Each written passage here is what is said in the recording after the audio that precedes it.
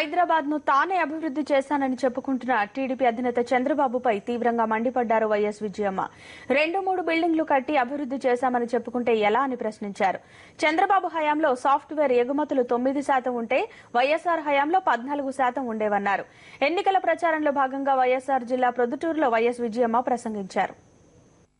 మరి ఇంకోటి చెప్తున్నాడు, హైదరాబాద్ నగరం నేనే అభివృద్ధి చేశానని చెప్తా ఉన్నాడు. ఈరోజు హైదరాబాద్ నగరం 1956లోనే ఆయన నిక్కర్లు వేసుకునే సమయంలోనే హైదరాబాద్ నగరం 5వ స్థానంలో ఉంది. ఈరోజు చెప్తా ఉన్నాడు, హైదరాబాద్ నగరం లాంటి మేము కర్త సింగపూర్ లాగా చేస్తా, జర్మనీ లాగా చేస్తానని చెప్తా ఉన్నాడు.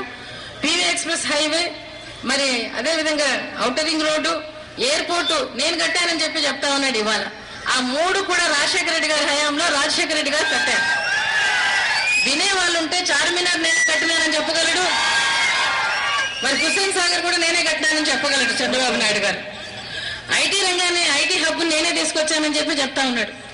ఐటీ రంగము చంద్రబాబు నాయుడు గారు మన ఆయన సీఎం కాకతలకే 3వ స్థానంలో ఉండింది ఐటీ రంగం.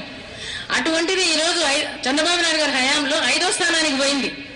చంద్రబాబు నాయుడు గారి హయాంలో సాఫ్ట్వేర్ ఎగుమతులు 9% మాత్రమే ఉన్నాయి. కర్ణాటకలో 36% ఉన్నాయి. అదే 9% రాజశేఖర రెడ్డి గారి హయాంలో 14% పెంచాడు. కానీ రాజశేఖర రెడ్డి గారు ఎక్కడా నేను ఇంత చేశా అంత చేశానని చెప్పుకోలేదు. కానీ ఈ రోజు కూడా చెప్తా ఉన్నాడు ఈ రోజు చంద్రబాబు నాయుడు గారు.